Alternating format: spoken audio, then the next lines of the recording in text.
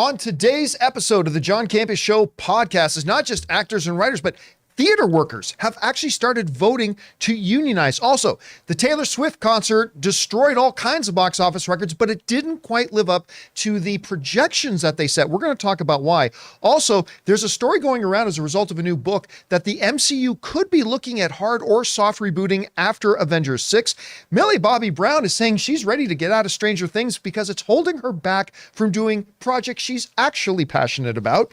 And you want to hear something awful? Matthew Vaughn quit X-Men 3 because he found out that Fox executives at the time were trying to con Halle Berry. I keep getting those mixed up. We're going to talk about that. And Sony blocked Marvel from using the villain they actually wanted to use in Spider-Man No Way Home. Probably worked out for the best. We're going to talk about that and a whole bunch more. The John Campea Show podcast starts right now.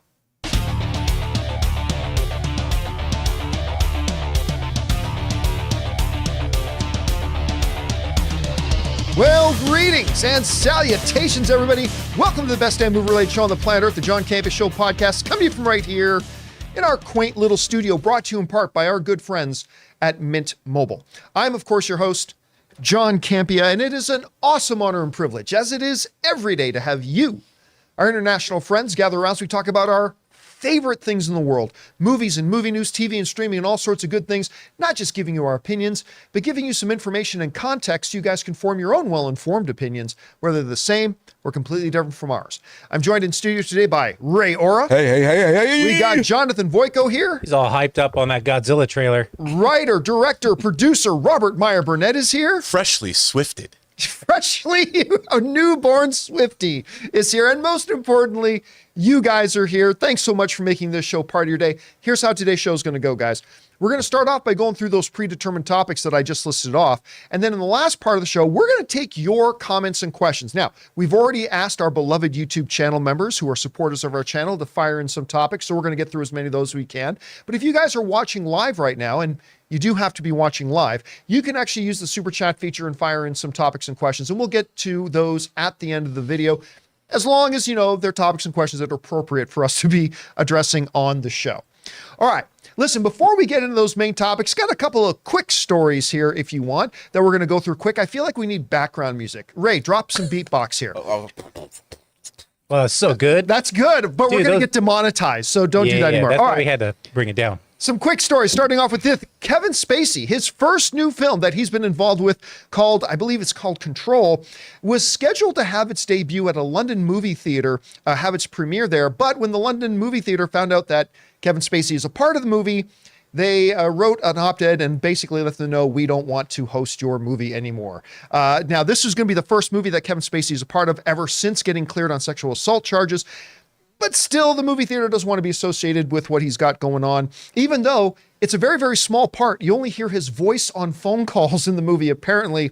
But still, that's something. It's going to be interesting to see how that kind of evolves. Also, it's now official, unfortunately. Blue Beetle is now completely done its theatrical run. And at $128 million worldwide, it is now officially the lowest grossing DCEU of all time. And it's a shame because it's actually a pretty good movie. $1 billion Beetle. Yep. Almost. $1 billion Beetle. About 1/10 of that. Yeah, at least across the 10% mark of that. So there's that. Also, if you got some fixing for some Top Gun, Nat Geo has just signed to do Top Gun: The Next Generation as a docu-series. Now, think about, what's the football one, Ray? Hard Knocks? Yeah, Hard Knocks. Yeah, so if you follow any of that stuff, it's going to be a series that literally follows the newest class of Top Gun as they're going through and competing for the chance to fly like the ultimate fighter planes that they have in the Navy right now. And listen, I'll tell you what, I'm not all for reality docu-series normally, but I do like Hard Knocks. Put it in the world of actual Top Gun, and that could be interesting. And that will wrap up our little quick news blips. I hope you guys enjoyed those. All right. With that down, guys, let's move on to our actual main stories, and we're going to start off with this. Movie theater workers in Manhattan, in one Manhattan theater in particular, have decided that it's time for them to unionize. And that is sparking off discussions of other movie theater workers around the country about maybe unionizing as well. As a matter of fact, the one union in Manhattan, or not the union, but the theater workers in Manhattan voted to join the local auto workers union. I think it's the local 2179. I think that's the one that it is. And they voted and it got ratified and they're going to unionize. Now, one might ask the question, why do movie theater workers need to unionize? It actually gets connected to Barbenheimer. Mm-hmm.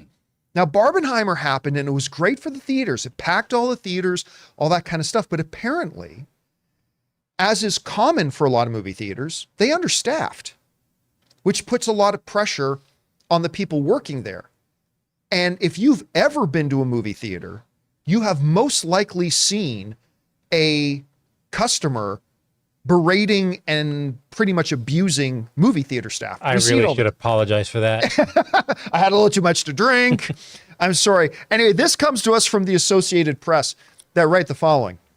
But for some employees at the Alamo Drafthouse in Manhattan, Barbenheimer was the breaking point. That really pushed us to the edge, said Maggie Quick, a guest attendant. It was just the constant understaffing and the emotional exhaustion. People were waiting longer than usual for their food, and that makes them short-tempered and impatient, recalls Tyler Trotman, a shift leader. We're the ones facing customers. It takes a toll, a mental toll, to be yelled at by guests because their drink has been taking an hour. Now, look, under a lot of circumstances, I would probably be saying, oh, boo-hoo, your job comes with some stresses. Oh, boo-hoo, grow up. But I've seen the way some of these kids, and they're not all, but a lot of them are kids. I've seen the way firsthand, the way some of these kids get treated by patrons because there's not enough butter on their popcorn, because the hot dog isn't hot enough, or I've been waiting 10 minutes for my stuff. And granted, I've been in movie theaters on busy nights where it's been like, without a word shadow of exaggeration, at the AMC Burbank 16, and they do normally have great management there. I'm not trying to disparage the management at the AMC Burbank 16, but I've been there where there have literally been 70 people in line, and out of the 9 registers, like 3 of them were open. And people get there, you know, you already have AMC with this bullshit stuff of playing a half hour of trailers beforehand. So people try to show up a little bit late and whatever. That should be reasonable. But all of a sudden now they're in a line to get a soda for 25, 35 minutes. And now they're risking missing their start time. Listen, I'm not saying that gives people the right to take it out on some kid working at a counter just doing their job. But these kids, a lot of them are kids, some of them are elderly, are the ones who have to take the brunt, while the management and the owners of these theaters don't have to deal with it. We'll save $75 if we don't put little Eddie on that night too and just let Susie and Marky deal with it by themselves. And it's one of those strange things to me, again, that I often see happen in movie theaters where, listen, I get it. It's a razor thin margin business. You got to be wise with how you spend your money, but making sure you're staffed properly on what you know are going to be big nights is only going to be good for your business because it makes the movie-going experience better for your patrons. You understaff, you're not just putting stress on your kids, you're putting stress on the people coming to your movie theaters who are now having a negative experience, all because you wanted to save an extra $75, $150, $200 that night. And it's kind of short-sighted.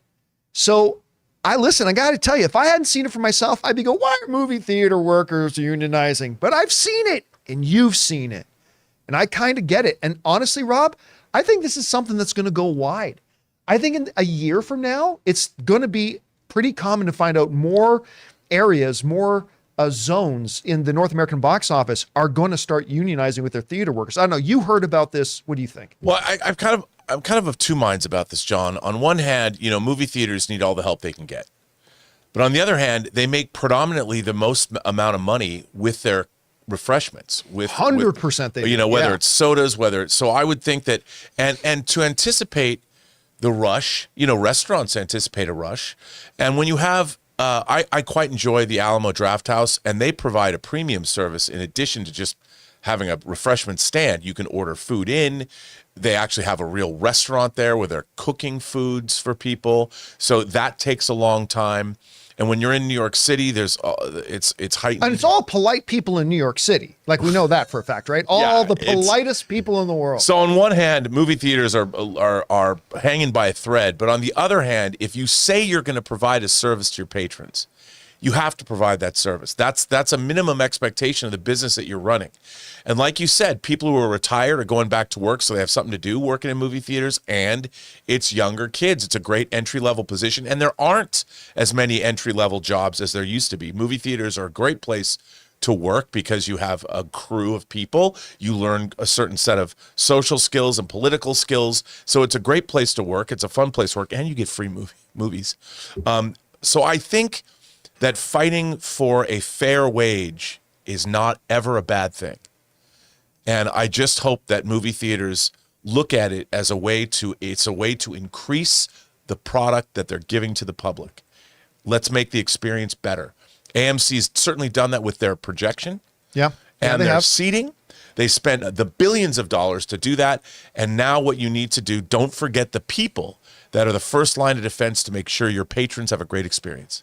I want to address a couple things a few people in our live audience are mentioning. Isaac Cushman makes a very great point that I think we can all identify with. He says this: more employees equals more products sold. I have given up on concessions before because the line took so long to move. Yeah. They're literally missing out on sales by not putting, it's being penny wise, dollar foolish. Also, Marcus Y writes, well, why can't people just order ahead in the app? Listen, I do order ahead in the app. There have been many times I have ordered ahead on the app and said, okay, my movie starts 7, your product, your food will be ready at 6:55. And at 6:55, I'm standing there at the shelf where they're supposed to put up my order.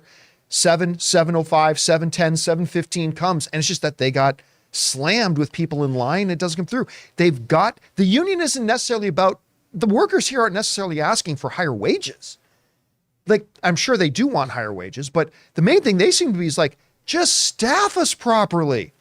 Instead of 5 people on a busy shift, put 7 people on a busy shift. It's reasonable. And also, coordinating online orders is a whole other skill set that's involved. It is. So it's not just, it's like every other job. The digital age has made it so we have to do 10 different things, but when before we only did 5. All right, guys. With that down, let's move on to this. Did you feel the mountains tremble? Did you see the oceans rise and fall and the quaking beneath your feet as the Swifties stampeded out to the movie theaters to go see the opening of Taylor Swift's Eras Tour? And of course, it smashed some all-time box office records, but it didn't quite make as much as they were kind of projecting. Initially, it was being projected at $75 to $100 million. I actually thought that was kind of low, until I found out that, there weren't going to be any Thursday screenings, only Friday screenings after 6 p.m. It's like, okay, I get it. But then at the last second, they announced some Thursday screenings, and all of a sudden some projections went as high as $125 or $150 million. Well, Taylor Swift's Eras Tour concert movie video, which by the way, cost $15 million to make, made $96 million. Now that's the projected. The actual number might be up 1 or 2 million, might be down 1 or 2 million. But right now, Box Office Mojo is saying it made $96 million on its opening weekend. Now that, I want to put this in perspective, breaks the all-time concert movie record just in its opening weekend. Like, I'm not saying it broke the record for opening weekend for concert movies. It broke the concert movies record in just one weekend. That's how big this was, and is one of the top 5 biggest opening weekends of the year for a little concert. It did spectacular, but it didn't do as high as some people were projecting it to go. So why didn't this Eras Tour do better? I mean, it did great. I think we all acknowledge it did great, but why didn't it do better? Well, Matt Bellani from The Puck wrote an article about this, and I kind of peppered in a few of my own thoughts here as well. But here are basically 5 reasons I think that Eras did great, but why maybe it didn't live up to some of the expectations that some people thought it was going to be, including myself. Number 1, men didn't go see it. The audience, according to the stats came out, was 80% female. Now, a lot of times very male-centric movies come out, but you'll see like a 58 to 42, 58% male, 42% female, stuff like that. Like a lot of girls were interested in those films or would go along with their guy friends, whatever. I think there was an expectation that while obviously the Eras Tour is going to be predominantly targeted at a female audience, I think there was an expectation that more men would go along.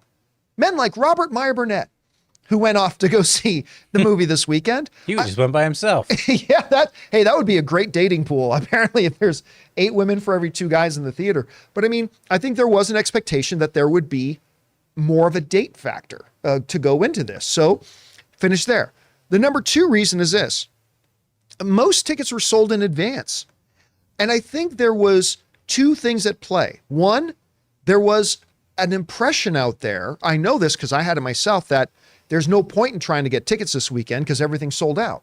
Because, on the limited number of screens that when they launched the ticket sales, they all sold out within an hour or 2. So I think there might have been some impression of that.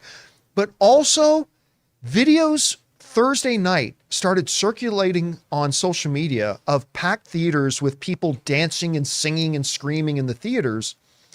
And that might have been enough to turn off regular moviegoers who might have thought, some regulars who thought, I'm not a Swiftie, but I'll go see this concert movie. Why not? People are going wild in that theater. I don't want to go. So, I mean, to me, that would have been an incentive to go. I love it when a theater gets right into it, but that may have turned some things down. Number 3, while they did launch screenings on Thursday and Friday pre 6 p.m., they were limited. I didn't realize this till this weekend when I started actually reading the statistics. So compared to most movies that open on weekends, it had a limited number of Thursday screenings and a limited number of screenings at pre 6 p.m. So that kind of took some of the wind under the sail. Number 4, very limited advertising. Now you may think rightfully so. What are you talking about? I couldn't turn around without seeing somebody talking about Swifties. Yes, but they predominantly, 90% of their marketing was on Instagram. And it was just Taylor Swift. And then the news outlets talking about it. And if it wasn't for the fact that Taylor Swift started dating Travis Kelce, that made it they did one spot. They bought one advertising spot on a Thursday night football game because that made sense. So there's a couple $1 million there. But really, they were just going after, in their marketing, areas where Swift fans were already inhabiting. So that probably doused it a little bit. And number 5, look, guys, at the end of the day, it was just a concert video. Right? It is just a concert movie. Now, I love me a couple of great concert movies. I do. But, I mean, could it have beaten Barbie and stuff like that as just a concert movie? Now, look, despite all these 5 things, make no mistake about it, this movie that cost $15 million to make in North America alone made $96 million. And, by the way, a little bit later today, these are the estimates, when the actuals come out later today, it might be 97, 98. And if so, it will break the Joker record of the all-time biggest opening for an October movie in history. Right now, with the estimates, it sets $782,000 behind the Joker record. So when the actuals come out, maybe it'll beat that. Anyway, Rob, look, you saw the movie theaters. They were filled with energetic people. It's one of the biggest openings of the year for a movie that cost $15 million to make. But as somebody who was actually boots on the ground there, so we didn't have to, why do you think it didn't do even more? Like, do any of these 5 reasons jump out at you? Are there some that you would add? I don't know. What do you think? First of all, I want to say that Sam Wrench, who directed this, our friend Cliff Stevenson did a social media post about how well this was made. And my interest in this, Cliff would know. Yeah, and my interest in this movie has been strictly really from a production standpoint. I want to know everything. I hope Vanity Fair in their Hollywood issue writes a whole big expose on the making of this film. It is a beautiful piece of work. It really is. And I think all of those reasons are valid. And I think really, John, at the end of the day, it is just a concert movie. And I think about concert movies that have come out theatrically in my lifetime. Like, I remember when Bring On the Night, which was a Sting concert movie. U2's Rattle and Hum. Oh, God, it's my all-time favorite. Which I have to say, I went and saw it at the Village Theater, and Phil Joanna was there. The director was there. I have never in my life heard a movie that was played louder than Rattle and Hum, and it was glorious. It was so loud, and I loved Rattle and Hum. But again, and that was U2 at the height of the zenith. It was post Joshua Tree. And this is, of course, riding the Taylor Swift wave. But I do think ultimately the problem is it is just a concert movie. And I really do think that for all, and you know what was great? What's great is this audience, it was mothers and daughters and friends, people wearing those friendship bracelets. Yeah. You know, I mean, this isn't so much a movie as another pop culture event. And I think that there was a lot of people that couldn't get into the Eras tour for whatever reason. Then they went and saw it again. I'm going to be very interested to see what this movie does on weekend 2 and 3, because I have a distinct feeling that we're going to see this movie have legs. It's either going to have legs or everyone saw it in the first weekend. But I think it's going to have legs because, man, I got to tell you, it seemed like, I mean, I went to a few banger parties back in my day, and I saw a lot of people amped up on various substances, but I don't think anybody was amped up as much as I saw the audience. I mean, I'm like, have you guys all been snorting lines in the bathroom? I mean, these people, the love, the dancing around, the energy, it was unbelievable in a movie theater. You know, even if it's for a musical artist I don't like or whatever else, I love being in a crowd, Dude, that has tons of positive energy. I think I probably would have loved to have been there. I mean, you know, I joked, but I didn't go see Blackpink because I would have been embarrassed to go to a Blackpink concert by myself. But I kind of do wish I had a gaggle of teenage girls I could have brought with me, my friends' daughters or whatever, so I could have taken them in the theater and just sat there and watched them all jump around and sing. I mean, John, they know every lyric. Oh, yeah. I mean, the idea of like, hey, shut up, never occurred to me.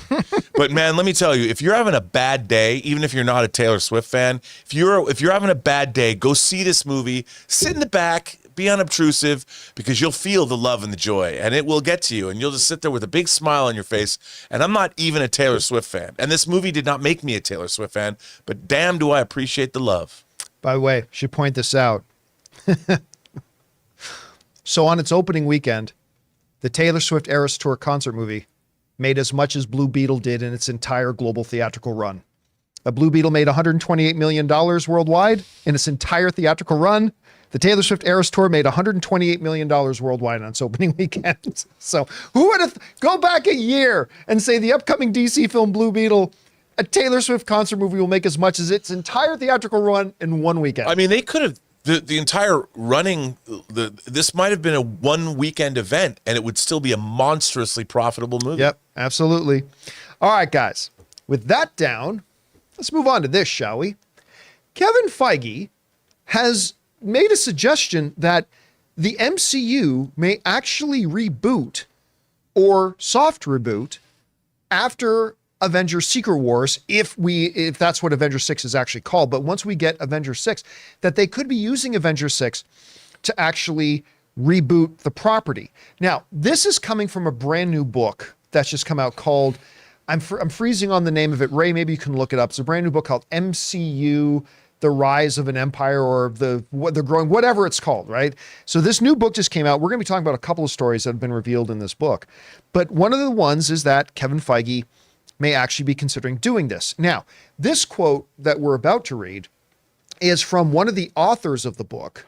Oh, it's The Reign of Marvel Studios. Okay, MCU, The Reign of Marvel Studios. There you go. This is from an interview on a podcast that one of the authors of the book did. And this is kind of interesting. This is where all this is coming from. It reads as this. We have a quote from Kevin Feige sort of implying that, like Secret Wars, will serve as a soft reboot in which they can prune everything. And that's not to use a Lokiism. They'll prune everything that's not working and just keep what is working, or bring back people you thought were gone forever. So they can use this movie. Kevin Feige has hinted to them, the writers of this book, that they're going to use this movie to just cut away the stuff that's not working, shrink the size of the MCU, and maybe even use it as an opportunity to bring back some people. Now, look, everybody who watches this show knows I don't like multiverse stuff. I find it lazy. It makes your storytelling consequence-free. It's like, oh no, my favorite hero died. Don't worry, there's 13 other versions of him. It's going to be all fine, like nothing ever happened. But that being said, if they can use Secret Wars to tie off the multiverse saga and use it as a device that gives you a narrative reason for, hey, all these heroes that aren't clicking with people, cut them gone. and, oh, it's time to bring back Cap, or it's time to bring back Quicksilver, or whatever, you can use quantum synergies as the merging of the timelines create one main timeline, and that's who's in this now. I mean, is that the return of Robert Downey Jr.? Maybe. Is this the return of Chris Evans? Maybe. Maybe the return of Quicksilver or others, perhaps not. But it's a really interesting concept because, Rob, even before the MCU started to sputter, not stall.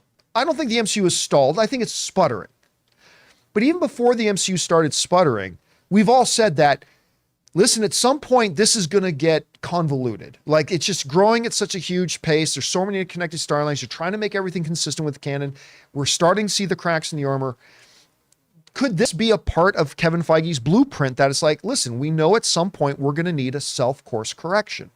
And maybe Secret Wars is that. What do you think about the quote that we heard, and how do you think they could execute something like this? Well, I think that actually, because it's Secret Wars and what they're allowed to do, whether it's Battle World, whether it's the Beyonder, however, whichever version of Secret Wars, whatever era they're going to go into, I would imagine the Hickman era or whatever, that they would go with the modern Secret Wars, it allows them to do just that. And I think that after all of these movies, Avengers 5 and 6 would be Kang Dynasty or whatever, that's fine, but I still am perplexed by how the MCU has not, in phases 4 and now 5, has created no urgency for itself. That there, before movies would build upon movies would build upon movies. And sometimes whether movies worked as well as they were supposed to, like maybe Thor the Dark World didn't work as well as it was supposed to. Maybe Iron Man 2 didn't work as well as it was supposed to, but Iron Man 2 still pushed that narrative forward, and everything built on what came after or built on what before. Everything which came after built on what came before is what I meant to say. And we haven't seen any of that. We've seen no narrative urgency from one story being told in one film to the next story being told in the next film. And I feel like by the end of Quantumania, and you see the Council of Kangs, which, by the way, was kind of goofy, the way it was presented, then what? I mean, then we're going to go to Captain Marvel, and it doesn't look like the story of what we're seeing in the Marvels. What does that have to do with what we saw in Quantumania? That has to do with what we saw in Thor: Love and Thunder. And I feel that the MCU took us on a roller coaster ride, and we were going up the hill, and Infinity War was the rush down the hill, and then the end of that movie hit us, and we're going a million miles an hour, like, what's going to happen? And I don't feel that they've done anything like that. Even with the TV shows, there's been no narrative thrust at all. I feel we're watching a rocket on the launch pad that just keeps turning on its engines and not going anywhere. My problem is, because while you're absolutely correct, my problem even goes beyond that in the such that even if they had shown the connective threads and how one brick builds upon another, which they haven't done lately, like you pointed out, problem is, I don't know if that would have made any difference because a lot of their movies and shows just aren't good. Well, yeah. I mean, so you got these two problems that are just kind of compounding on each other, that at least if you had one, like, you know what? We could probably forgive a lack of the quality in some of the projects if we saw this overall story in development. We maybe could forgive the fact that we don't see any connected story here if the individual shows and movies were good. But we're kind of at a lack of both to a degree, right? Which is perplexing. Yeah. Yeah, it really is. And I still think a lot of this, I don't think it's a coincidence that we started seeing all this really forming, about a year or two after Bob Chapek took over. And Kevin Feige had his authority taken away, and he no longer could make the decisions that he wanted to make. Now, whether that's true or not, we'll find out in a year or two, as now Kevin Feige's got his authority back, and we'll see the results of that in a couple of years, but we'll see. But it's interesting, the idea that they might use Avengers 6 as their point to kind of reset the universe. Because at some point, you can't just expand. At some point, you got to reset. Maybe this is their way to do it. All right, guys. With that down, we need to talk about Millie Bobby Brown looking forward to getting out of Stranger Things so she can do projects she's actually passionate about. The director of X-Men 3, Matthew Vaughn, quit over the fact that he found out the Fox executives were literally scamming Halle Berry. And we're going to find out and talk about who exactly Sony blocked Marvel from using in Spider-Man No Way Home and made them change courses. But before we get to that, we're going to take a quick second and thank a couple of sponsors of today's episode, our friends at Rocket Money and Quip.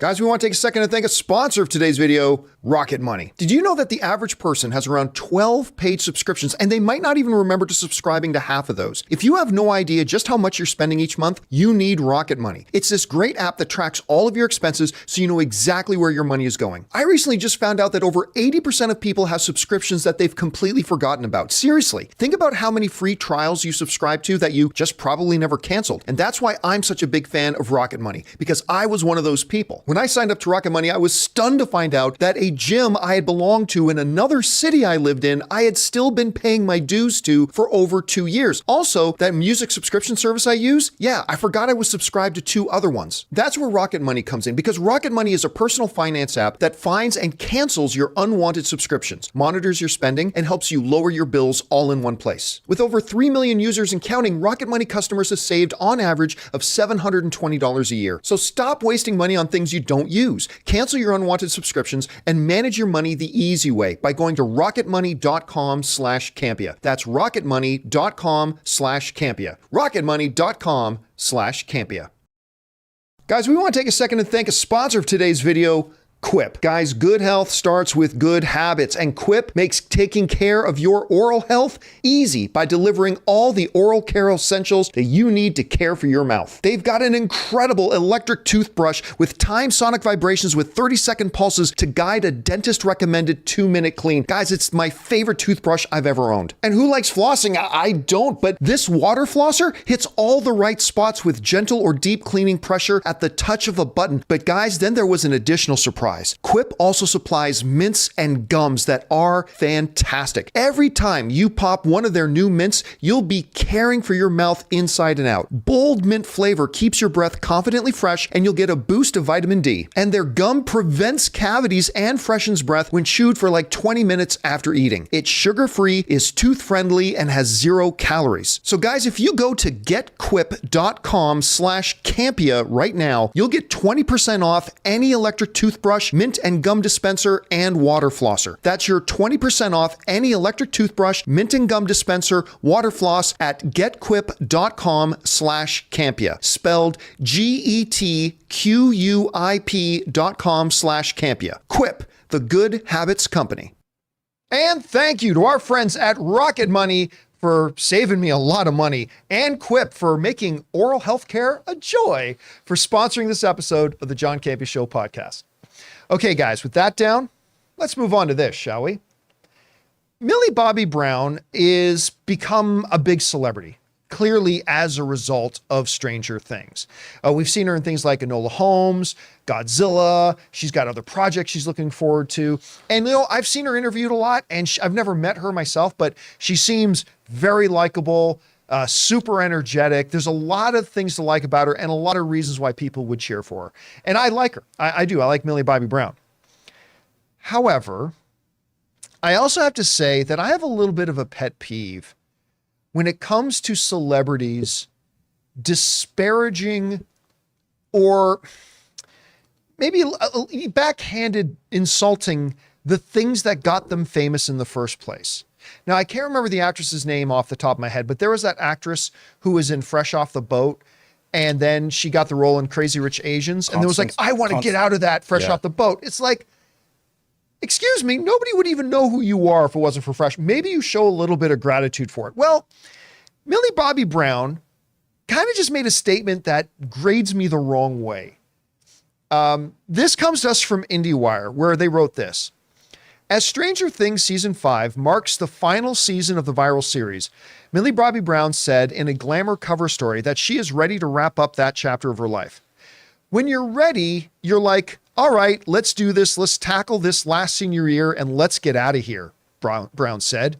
Stranger Things takes up a lot of time to film, and it's preventing me from creating stories that I'm passionate about. So I'm ready to say thank you and goodbye. All right. Let me say this first before anybody freaks out. That is not the worst thing she could have said, right? She did not go hardcore and said, oh, this bullshit show. Oh, so beneath me and my talents as an actress. Okay, so it wasn't overboard. It wasn't, but But I gotta say, as somebody who particularly in season 3 and season 4 actually became a real big, like I always liked Stranger Things. Like I liked watching the show. I enjoyed it, but I didn't consider myself a Stranger Things fan. But once we got to season 3 and season 4, I became a Stranger Things fan. I really did. I thought 4 was fantastic. Just loved it. And Millie Bobby Brown, one of the big reasons it's so good. She's so good. I really like her. But even as not a hardcore fan, I kind of take that a little bit as an insult. It's like, let's get, like the quote, let's get out of here. I got stories that I'm actually passionate about that I want to tell. This thing's taken up too much of my time. And listen, Millie is still young. I don't know. What is she like? 19 now? 20? Or something like that? Ray, if you can pull that up. I mean, she's still young. She's not a 13-year-old like she was when they started this damn thing. But she's still young. But I think... She's 19. She's 19. Okay, she's young. She's young. And when we're young, we do and say stupid things. Well, no, check that. Even when we're older, we do and say stupid things. But especially when you're young. But I got to say... I don't think this was the brightest thing for her to say, at least the way she said it. When you've got people, listen, I say this all due respect. This isn't a reflection of her talent because I think she's remarkably talented. But there are a lot of remarkably talented people in Hollywood who are still waitering at Cheesecake Factory. Nobody would know Millie Bobby Brown's name. Nobody would have ever heard of her if it wasn't for Stranger Things. So it's okay if deep down you feel like, okay, I've done this long enough. I want to get out of here and start doing these other things I've been dreaming about. There's nothing wrong with feeling that way. But you got to be smart enough to the fans who have supported this show and love this show and all this kind of stuff to at least sound a little bit more enthusiastic. I guarantee you right now, not the Stuffer brothers. Who are the brothers? Duffer. Why did I think The Stuffer brothers. It's Thanksgiving, John. It's This Thanksgiving. the Stuffer Brothers. That's completely Thanksgiving. different types of movies that the Stuffer brothers produce. Stuffing is served. I'm just saying, you got to imagine that the Duffer Brothers are not thrilled reading this. And I got to feel like probably a lot of fans, it's like, oh, so you're just doing this so you can get out of here? Like there's a lot of fans who are kind of sad that this show is ending. At least put on the facade of, for no other sake than your fans to say, God, I can't wait for season 5. This is what we've been dreaming about, sending this thing off on a high note. And yeah, I'm looking forward to the new challenges that lay in front of me later on. But man, season 5, you don't say, I'm ready for this chapter of my life to wrap up. Let's do this. Let's tackle this last senior year and let's get out of here. Come on. Again, I don't want to overplay it. It's not like she was trashing the show or trashing the fans or anything like that. But when you start talking like that about the thing that made you, and I'm sorry that I know you're talented, but tons of talented people never get their break. This show made you. So in the time leading up to Strange Things season 5, maybe adjust your messaging a little bit because this will not sell well. And this is not doing your future career any favors with the fans that you are inadvertently, you're not purposely doing, inadvertently kind of spitting in their face. So maybe adjust your messaging moving forward a little bit. Rob, you read the comments from Millie Bobby Brown. What are your thoughts on this? Well, I'm kind of two minds. I mean, on one hand, I kind of understand where she's coming from. I really understand where she's coming from because when she took this job, she was a very different person than she is now. She was 13 years old. And there was no one who could have possibly told her that this was going to become what it became. It became a huge phenomenon. Everyone loves the show, and they probably thought you're going to get a couple of seasons, maybe 3. And now you're into the 5th season, and they've gotten the 4th season. I thought was great, so expanded. The level of commitment and time this really probably has, and she's stuck. Like, imagine what her career would be like. Yeah, I know they're only doing one more season of Stranger Things, but I got stuff to do. And she decided not to come back. That would have been catastrophic for that show because she became a worldwide fan favorite as 11, and that's I think, like you said, that's why I'm like, look, I think stick to I like what you said about senior year. That makes sense to me. So you got held back a year and you have to go to school for 5 years in high school instead of 4. Make a joke about that. But there's no reason to sit there and I think you're right. I mean, and season 5 will probably be a banger, just like season 4 was. You're lucky to have this thing. And now you're she's positioned John to be a global star. She can do whatever she wants. And I think stuff like Enola Holmes, I liked those movies. I thought they were pretty good. I thought she was good in them. Not so much in Godzilla because she wasn't given much to do. I think she's going to be a great actress. I think this show has put her on a launch pad, and she should be grateful and happy because she's being put into a position where it's all good for her. So why not just say, hey, this is so great? Like just acknowledge I would be nobody today if it was not for this show. Yeah. So as you're heading into the final season, just say, this is going to be awesome. So excited that we get to wrap it up this way. And by the way, it's also showing a little bit of disrespect for your fellow castmates. Like, what if you're one of your fellow castmates and you're reading, she's saying, oh, let's get out of here. I get looking forward to the future. I get that. Just phrasing, right? You had something on that? For me, I think you guys are probably taking it a little too being a little too harsh on her. I think her words. I think her words. But ready to move on. All right, let's do this and let's get out of here. But she's saying this during a strike, right? Like where everything's held up. Like it's just more time. That's true. She wants to get on with her career. There was delays between seasons too. Yeah, there are big delays between seasons. I think she gave up a lot of her career to this show. I think she has no career without this show. Right. But look, she's only 19. It's not like she gave up the best years of her life to be in this. She's 19 years old. Right, but not only a career, but just like school life, like being young life. I mean, she's given up a lot to the show. I just think that I understand what she's saying is what I mean. I don't. I get feeling that way. I totally understand. Like Shay, listen, how many people stay at the same job more than 5 years, right? Not a lot of people. A lot of people move on to different things. I totally understand the feeling that, I've been doing this since I was 13 years old. And I've gotten my taste of doing other things like Godzilla, like Enola Holmes. I'm really looking forward to these other things. But what you don't come out publicly and start saying, yeah, this show that made me is holding me back. Like I just think it's messaging.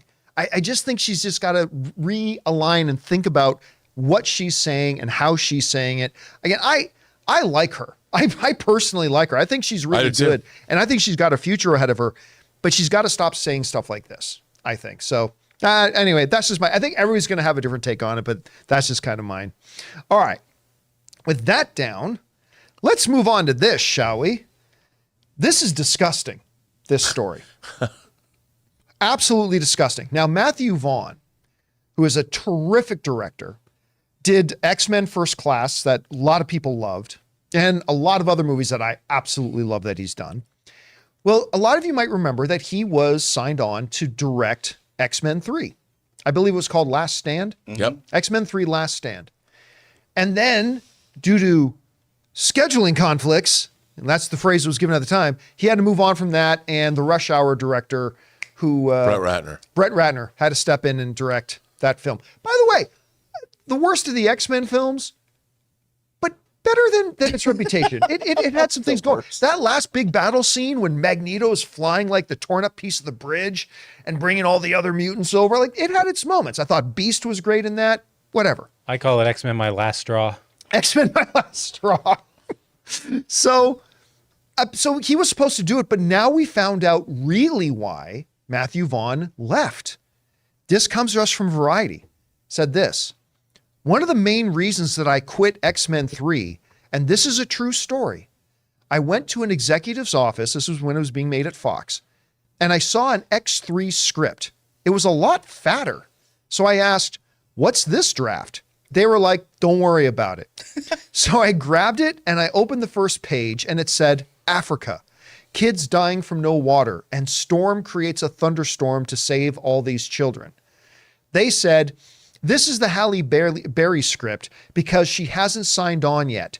This is what she wants it to be. And once she signs on, we'll throw it in the bin. I thought, if you're going to do that to an Oscar-winning actress who plays Storm, I quit. First of all, let me just talk about this as an aside. Good on Matthew Vaughn. Good on Matthew Vaughn. I mean, I already love this guy. I think he's fantastic. But hearing this, you walk in, it's like, wait a minute.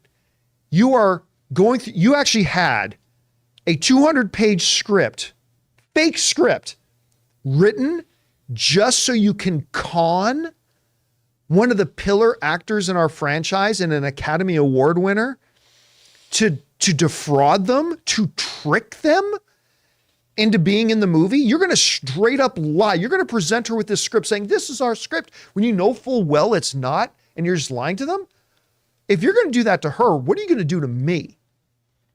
Now, remember, Fox Studios, as it was, no longer exists. It's still called Fox. It's under Disney now, but all different executives there now. It's a completely different ship. But, I mean, I'd look at that and say, yeah, no, I'm never working with you again. Like, that is some terrible, terrible stuff. So good on Matthew Vaughn. Now, according to the story that was in Variety, it went on, it's like, Storm clearly did have a more elevated position in the movie. Clearly that Africa scene was nowhere to be found in X-Men The Last Stand, but her character was elevated a little bit more than she had been in previous movies. I mean, she didn't have any gold nuggets like what happens to a toad when it gets hit by lightning. Same thing that happens to everything else. Man, that's an old-time classic. That's right up there with Show Me the Money.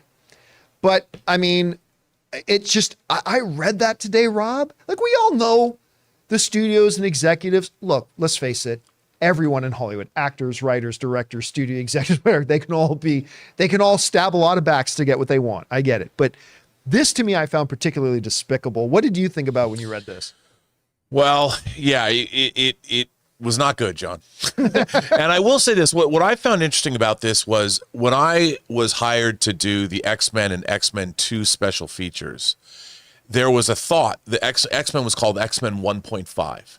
And Brian was going to shoot 2 scenes that were going to go into a new cut of X-Men 1.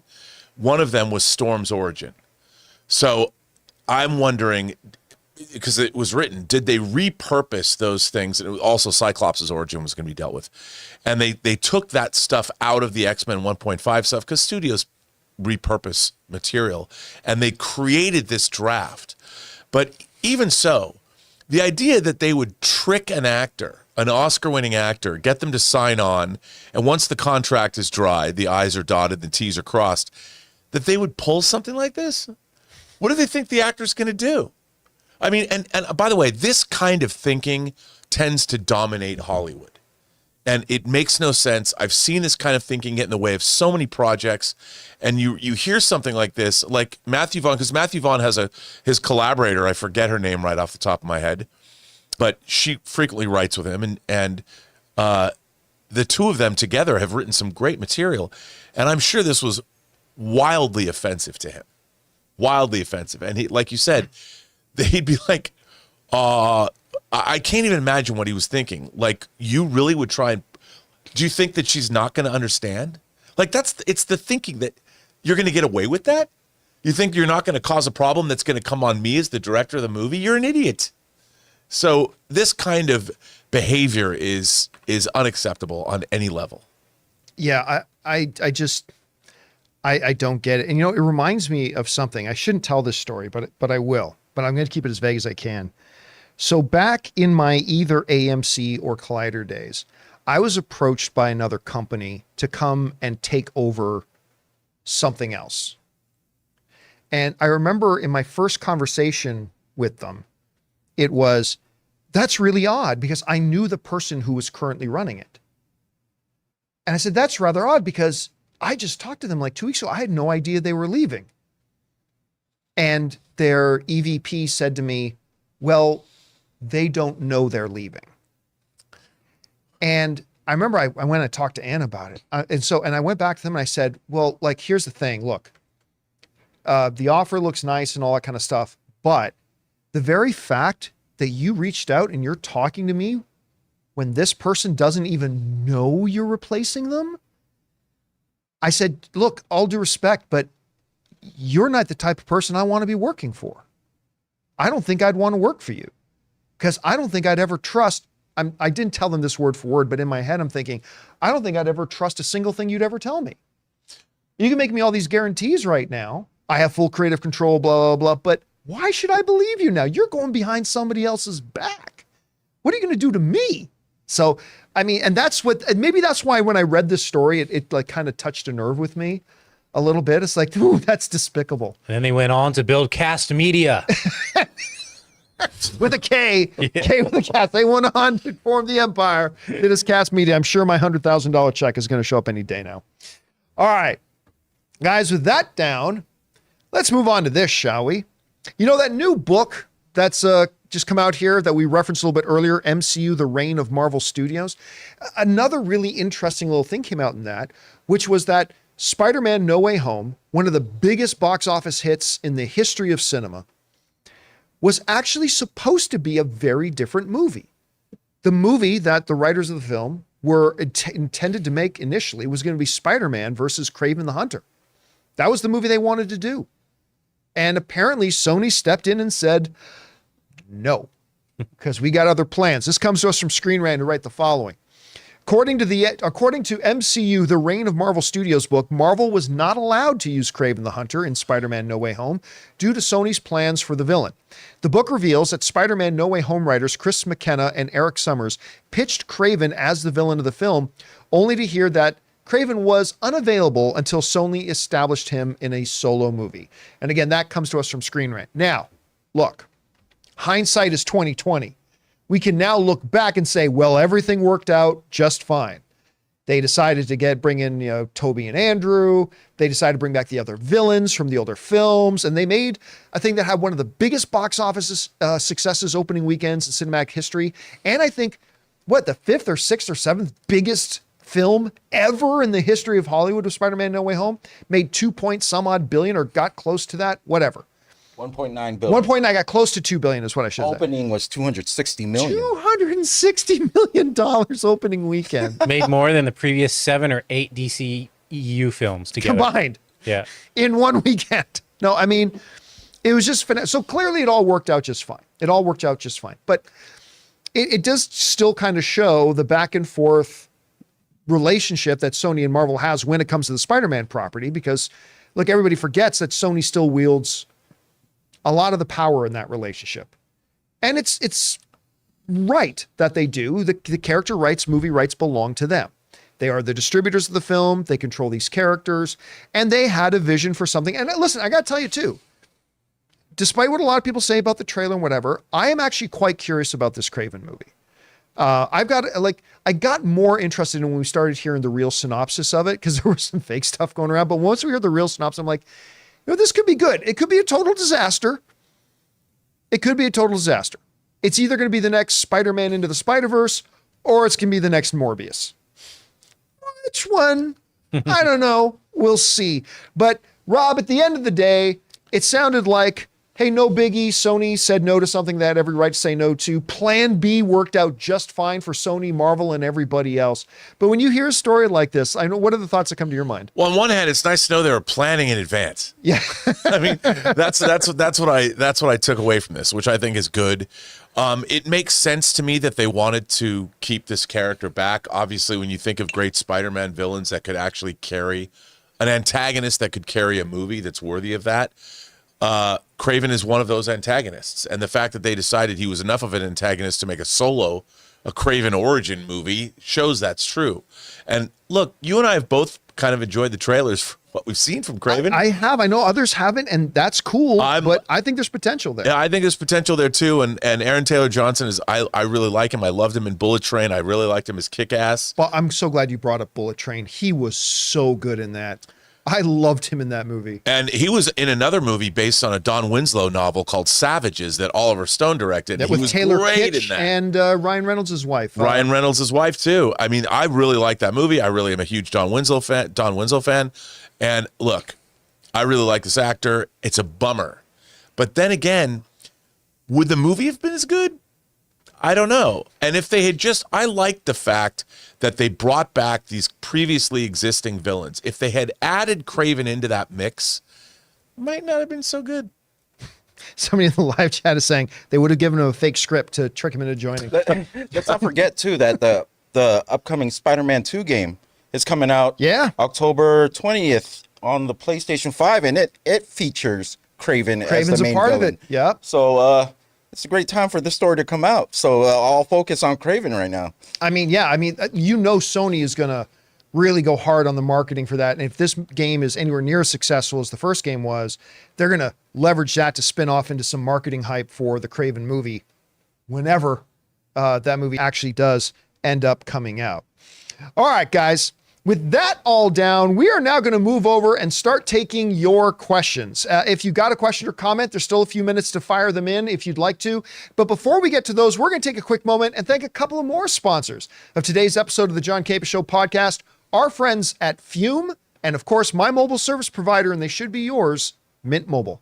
We want to take a second to thank a sponsor of this video, Fume. Quitting cold turkey is great in theory, but you and I both know it's way more difficult than that. And that's why there's a better way to break your bad habits. We're not talking about some fake online promises. We're talking about our sponsor, Fume. And they look at the problem in a different way. Instead of a drastic, uncomfortable change, why not just remove the bad from your habit? Fume is an innovative, award-winning flavor-aired device that does just that. See, instead of vapor, Fume uses flavored air. Instead of electronics, Fume is completely natural. And instead of harmful chemicals, Fume uses delicious flavors. You get it. Instead of bad, Fume is good. It's a habit you're free to enjoy and makes replacing your bad habit easy. I personally didn't know what to expect when I first got my Fume. I mean, I've never liked vapes, but my goodness, the taste. The first time I tried it, I was completely sold on it. It was incredible. Stopping is something we all put off because it's hard, but switching to Fume is easy, enjoyable, and even fun. Fume has served over 150,000 customers and has thousands of success stories, and there's no reason that can't be you. Join Fume in accelerating humanity's breakup from destructive habits by picking up the Journey Pack today. Head to tryfume.com and use the code Campea to save 10% off when you get the Journey Pack today. That's tryfum.com and use the code Campea to save an additional 10% off your order today.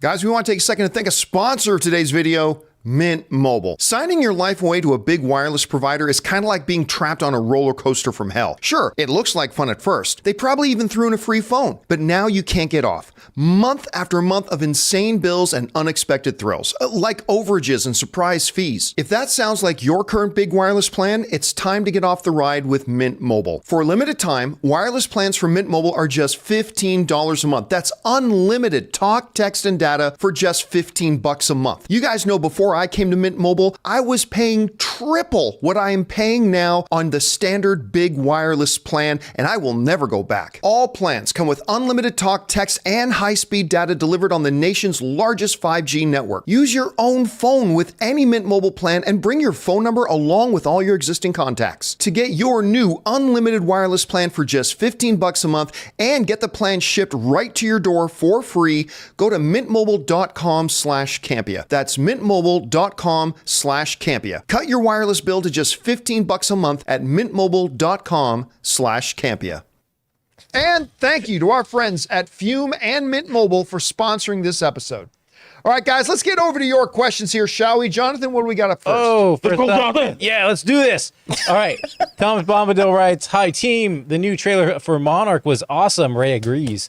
Also, the show is at 93% on Rotten Tomatoes with critics praising the world building and atmosphere. I'm hype."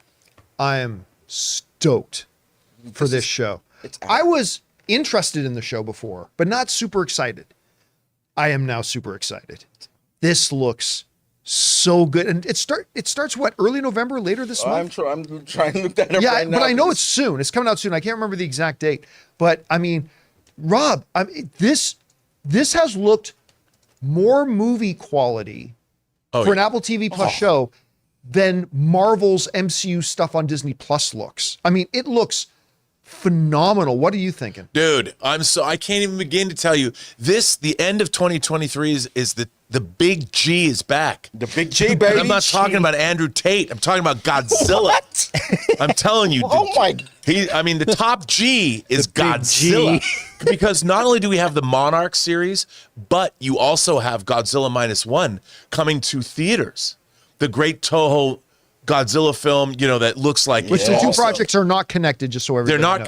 They're not connected. One is but Godzilla, the post World War II Godzilla movie, will be opening in movie theaters in the United States. So we're getting two massive Godzilla projects that both look amazing. And don't forget, the new Godzilla vs. Kong has already started dropping posters and stuff like that. I can't believe the quality of both of these projects look absolutely astonishing. And getting Kurt Russell and his son to play the same character in two different time periods. Such a great idea. Genius. genius. I am beyond excited for this. Yeah, I think it looks great. 1 month away, November 17th. November 17th. I am actually ludicrously That's a week excited after For All Mankind. Apple's bringing the noise. Yep. Bro. No. All right, what's next? Andy waiting for Taylor and Travis to break up so she can date Pete Davidson to cause a publicity firestorm. Even if that ever happens, the internet would implode. I don't see that one. Did you see SNL this weekend? I didn't, but I saw his opening monologue, which I thought was really good. Yeah. His opening monologue was pitch perfect. And I saw that Travis did a cameo and Taylor did what's the girl's name? Ice Spice? Ice Spice. Uh-huh. Yeah. Where Taylor just all of a sudden popped up. They came back from commercial break. There's Taylor Swift introducing Ice Spice. Oh, she was there? I didn't finish it. She just to introduce Ice Spice. That's it. She just did that and was Nice. off. So Kelsey was there too. Travis did a cameo on there too. they So did a there you go. little thing. All right, what's next? TJ Perry says, seen House of Fall of Usher yet? So damn good. I'm gonna be honest with you. The person behind it, the cast, all super intriguing to me. I thought the trailer was garbage. I watched the trailer and I thought, this doesn't look good at all.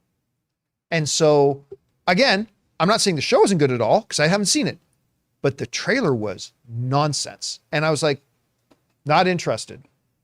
I don't know. Rob, have you watched it? All of it. And? It's awesome. Look at me, so proud. Not only is it awesome, go to episode 2, and the episode 2 is it's so clever of what it does with all of Edgar Allan Poe's stuff. But episode 2 is called The Mask of Red Death, and the end. I literally was squealing with delight. The show. First of all, the music is incredible. The storyline is incredible. Bruce Greenwood is incredible. And Carla Gugino, has she been sexy for like 30 years now or what? Because she is amazing as the quote-unquote femme fatale in this. And everything about the show was, dude, it is delicious fun. Delicious fun. And it is mean-spirited and horrible things happen to people that you want them to. It was great. Well, all right, It was I'll check it Succession out. blood. Lots and lots of blood. All right, what's next? We got Andy's back. Saw the Taylor Swift concert film, and she had a guitarist on the band who looked like Robert with sexy brown mullet. Is Rob living a double life? Oh, just like I cannot confirm or deny that was me. You know who he's talking about? Look, man, I signed an NDA. what was the double life of Ron Swanson? The Dick Silver? Oh, Dick Duke Silver. Duke Silver. The sax player. What do you Ladies, draw a sex warm bath and soak in my jazz. That's one of the greatest things That's ever. Rob right there. Rob Swanson. I say that a lot. What's next? Harv's K writes, let me give him a little room. Follow the House of Usher is another winner from Flanagan. Neat integration of supernatural slasher horror with Succession. That's literally what you guys were just saying. Episode 3 has an amazing monologue on lemons by Bruce Greenwood's character. By the way, side note, Bruce Greenwood.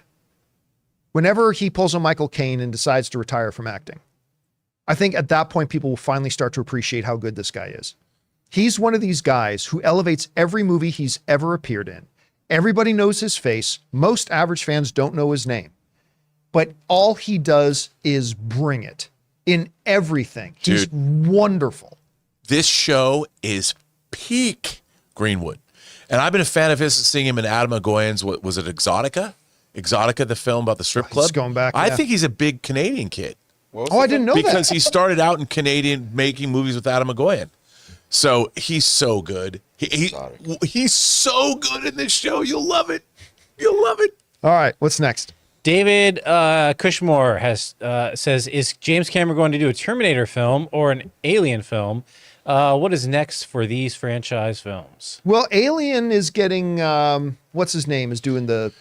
Yeah, Fede Alvarez. Fede Alvarez, Yeah, they've got a film coming out not too long from now. Yeah, but it's a Hulu film, right? Or it's going to be a Hulu I think film, it might get theatrically released. which I hope they do after what the success they had with Prey. So that's happening. As far as a Predator, I don't know. He meant Terminator. Oh, Terminator? Oh, Yeah. that's right. Because James Cameron said in an interview a while ago, maybe 4 or 5 months ago, we talked about it on the show, that he was working on another Terminator. but it was going to be a lot about AI being a big thing today and blah, blah, blah. Listen, James can say a lot. Another good Canadian kid, he can say a lot. But here's the reality. He talked for over a decade about doing Alita Battle Angel. And he was going to direct it. But when it came down to it, he couldn't direct it. He was too busy. So he got somebody else to direct it. He's got 3 more Avatar films to do. And that's taking up the next 7 years of his life. And he's supposed to be helping Robert Rodriguez do another Alita Battle Angel. I mean, that's fine. He can say he's doing another Terminator. I'll believe it when I see it. I think he wants to, maybe. I don't think it's going to happen. Rob, do you think it's going to actually happen? No. Yeah. No. That's it. That's it. And with that, we'll move on to David Cushmore again. Is Frank Oz going to do Yoda again? Will he do a Star Wars movie anytime soon? What is next for Ahsoka? Don't care about Ahsoka, but as far as Frank Oz goes, I think I heard he was done. I heard that. Don't quote me on that because I might be wrong about that. Still, my favorite Frank Oz story is my wife Ann almost killed him. We were at one of the premieres of one of the Star Wars movies, and we were in the VIP line, and we were right behind Frank Oz, who I guess had just had some kind of skiing accident or something because he was on crutches, Frank was, and he had a cast on. And Ann was walking in that direction and looking at something else, and nearly ran him right over. Last second, I got my arm out to stop her. And I thought, honey, you almost killed Frank Oz at a Star Wars premiere. Anyway, that was the big story of the day. I honestly don't know. I hope he's not done voicing Yoda, but I don't find anything, so I'm not honestly hoping that we see or hear from Yoda anytime again soon. I'm wanting Star Wars to start moving forward, so we'll find out. All right, what's next? Jeebus Rebus says, New York Comic Con was great. I went to the Final Fantasy VII Rebirth panel. I took pictures with the voice cast and got a signed poster. I saw a lot of that is it just me? Did New York City Comic Con very quietly kind of sneak up and happen? Because there wasn't the build up for it this year. And I was shocked because I was following, Gotham Geek Girl, Nadia, who was on the show with us the other week. And so I'm looking at her Instagram, and that's like, oh, that's right. New York Comic Con is going on. And so I remember, at the beginning of the year, I thought to myself, I might want to try to get out because I've never been to New York City Comic Con. I thought maybe this year I'll get a chance to get out to do it. But have you ever had a chance to go to the New York City Comic Con? I've never been to New York Comic Con. I was supposed to go 1 year with Schnepp, but I didn't go, and I've always wanted to. Maybe next year we should try to get down there. Yeah. And go to that. But the Brazil one. What's the Brazil one called again? The CXCP or something? Yeah, CC. Yeah, that one has been growing every year, and every time I see the reports and the pictures and everything coming out of that one, it's just getting bigger and bigger. I think it's called Caipirinha Fest because that's all I'm going to be drinking down there while you guys go to the festival. I'm just developing a lot of FOMO for that Brazilian one, so maybe we'll have to pick either maybe trying to go to the Brazil one or go to the New York City one. I've wanted to go to Brazil since I saw Moonraker in 1979. It's been a while. Just saying. I literally was born. It came out the month I was born. What's next? I'm not kidding, by the way. I'm not kidding. Dr. Stinky writes, hey, John and crew, rest in peace, Suzanne Summers. Yeah. What a sad day for Three's Company fans. Rest in peace. I'll tell you what, Suzanne Summers, and I mean this in the best way possible, she was the sexual awakening for a lot of young men. And, Three's Company, with, of course, the great John Ritter, watching Gen V right now, John Ritter's, his son keeps popping up in Gen V. But Three's Company was such a groundbreaking show. I mean, their humor is so suggestive. I don't know if you could do some of the stuff that they did then today. Yeah, no. I mean, they brought the filthy for a Rob's tried. That was He got shut down real quick. Yeah, no. but listen, so she made her fortune Suzanne Summers made her fortune off being the dumb blonde, right? Well, that dumb blonde had, as Melanie Griffith would say, mind for business and a body for sin.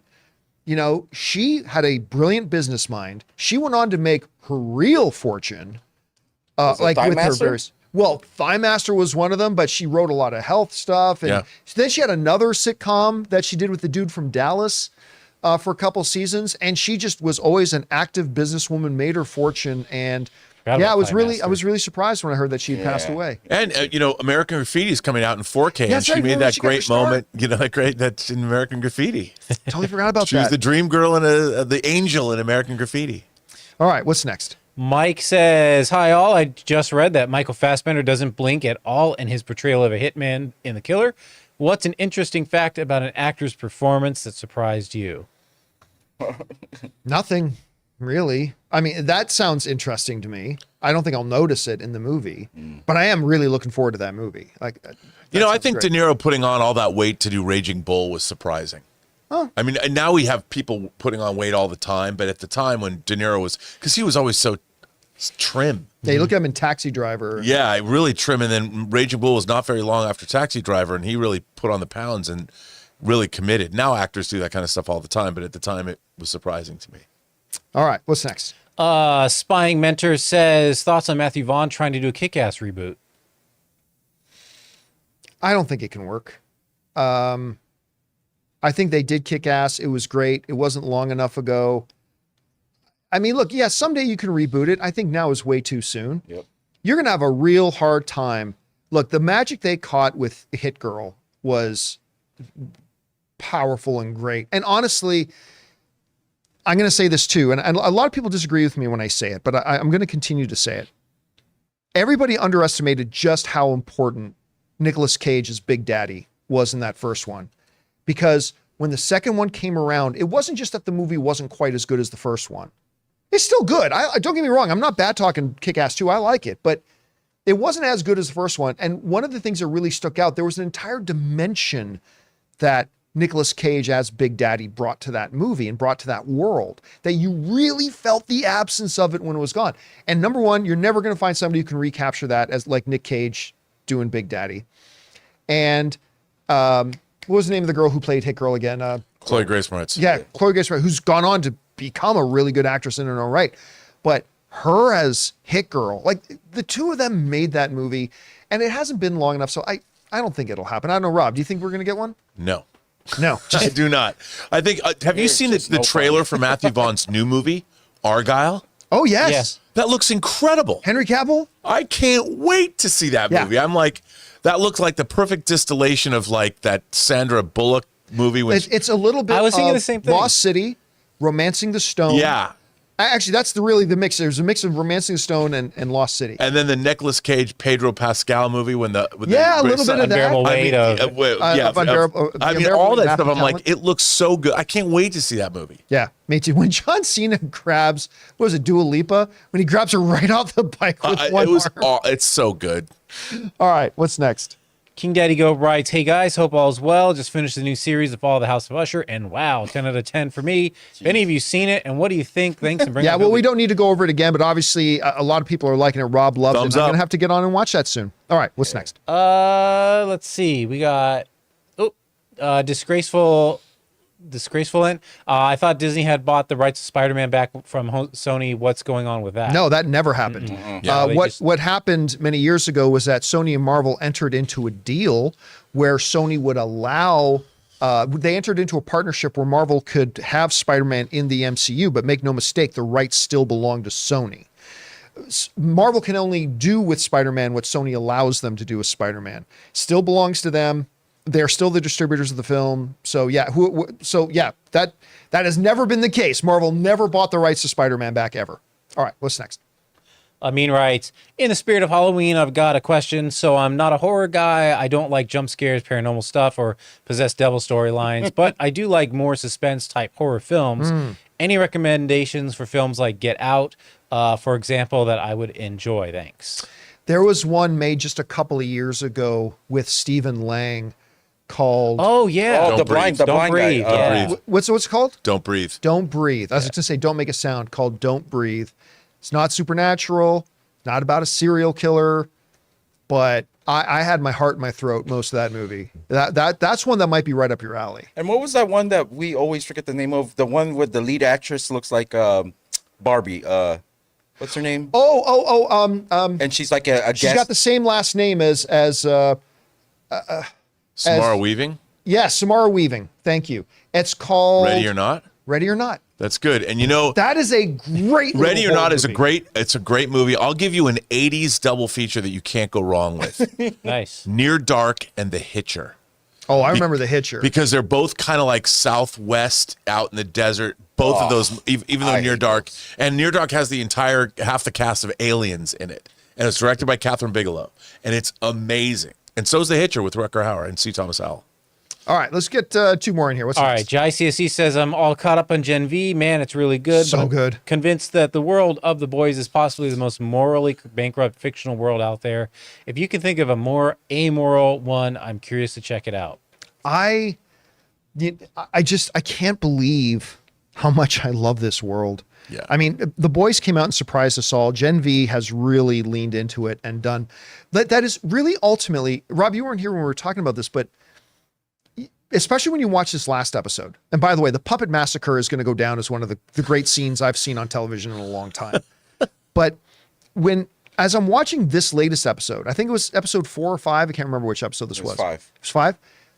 You start to realize this whole show is just an allegory, an analogy, if you will, of people trying to deal with college life and university life and what a lot of people go through in college and university, but manifested in this wild, fantastical, supernatural, superpowered kind of way. And in the midst of that, they throw in some mystery, the whatever. By the way, the Tech Knight stuff, I was watching that, and when they showed his particular perversion, like Anne was almost in tears. Like Anne was like, "Oh my God!" And she's like, "Oh my God, it's so good." I remember, Rob, when Boys first came out, you were one of the real first guys to jump on about it. I remember you, the first person I heard say when that first batch of episodes came out, and you said, "This is better than the source material." Yeah, yes. And I think Gen V has kind of followed through on that. Dude, I agree. And you know, I think Gen V was a show that had all the potential to fail, and it didn't. It's really, really good. But I would say it's not amoral. It's our world heightened. The real thing that's so disturbing about the world of The Boys is we are living in this world. It's just amped up to 10 or 11, as Spinal Tap would say. That's we live in one. But if you take our world and cranked it up to where it already is, we'd get to 11. That's The Boys. And that's why it's so disturbing. All right, what's next? Wrong one. Okay. Majork writes, hey, John and crew, just curious, what's the difference between Batgirl, which was a train wreck and pulled, versus Five Nights, which looks like it's on a course to being a train wreck as well? Why not pull it and other films in the same category? Well, there's a couple of different reasons. One, Five Nights at Freddy's is not a part of a larger intellectual property that it could damage other films. It's an isolated, self-contained film, and whether it does good or bad will not cause damage to other things they have going on. That's the massive difference. That's not a small detail. That is a massive, massive difference. Like you saw what happened to Blue Beetle. Blue Beetle's a good little movie, but it's just that the reputation of the DCU was already such garbage. Imagine how bad Blue Beetle would have done if they did put out Batgirl.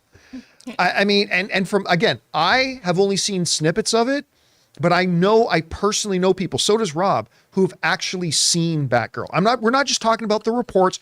We actually know people who have seen it and have verified to us that it was atrocious.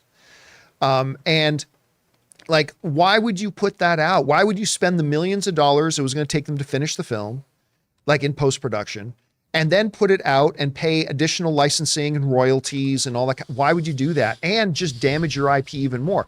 A Five Nights at Freddy's is not a part of a larger, franchise. It's not a part of a big cinematic universe that if it's really that bad, it could hurt this, and this. That's not the case. It's isolated. If it sucks, it'll be self-contained. Rob, do you have anything to add to that? No, I think you're exactly right, though. And the Five Nights at Freddy thing, no one knows what that is except the people that played the game and stuff, and it has a great following. But like you said, it doesn't have a much larger IP that's going to be hurt by it. I mean, I don't think anyone is expecting Lawrence of Arabia from Five Nights at Freddy's. And I would imagine, while I do think the trailers look terrible, I think, in fact, I think that Five Nights at Freddy's might have the most disappointing trailers I've seen all year. However, I still have hope, John. Hey, it's projected to make $30 to $45 million in a I weekend. want Five Nights at Freddy's. It comes out this week, right? I believe. I think this week or next week. It comes out the 27th. 27th. I really want it to be good. I really do. Please be good, Five Nights at Freddy's. By the way, one of the viewers in the live chat, I just want to get Edward writes, you mean Blue Beetle didn't damage DC brand? No, it didn't. You go follow any metric. It was a pretty well-received movie. People liked the movie. Batgirl, on the other hand, would not. So, yeah, there's that. All right, last question of the day. All right. Adrenaline night. Sorry, I couldn't get through that. It's all one word. Did anyone check out Goosebumps this weekend? I recommend it. I have zero interest. Even though, did I see that Justin Long. Justin Long is in that? Yeah. Yeah. Okay, that's the only thing that makes me interested in it, because I love Justin Long. But honestly, other than that, I've never liked Goosebumps. I've never liked any iteration of Goosebumps, to be honest with you. And I know this is a totally new thing and a totally different thing, but nothing's appealed to me except for the fact that Justin Long. And you guys watch it? No, because Hulu's is really expensive for me right now. Hulu's very expensive. All right, guys. And that's all the time we have for today's installment of the John Campea Show podcast. Thank you so much for being here and making this show part of your day. Big special thank you to all you guys who sent in questions, whether you are our beloved YouTube channel members or people who use the super chat feature. Number one, because you give us great, interesting things to talk about. Number two, you support our channel as you do it. And all of us involved with the channel, thank you guys so very much for your support. Hey, listen, guys, our live streams are not done for the day. Come on back a little bit later this afternoon. We're going to be doing an open mic as well. So I hope to see many of you guys there. And don't forget to come back and join us again tomorrow. Also, want to remind you guys that we have a podcast. If you need an audio-only version of the John Campea Show podcast, and even if you watch it on the YouTube channel regularly, go and subscribe to it either on, Spotify, Apple Podcasts, whatever your favorite podcasting app of choice is. So the audio version will be there the next time that you need it. So for everybody in the room, Raymond. Let's get out of here. Jonathan It's Boyko. graduation day. Writer, director, producer, newly appointed Swifty, Woo! Robert Meyer Burnett. Oh, yeah. I'm dancing. My name's John Campea, and until next time, my friends, bye-bye.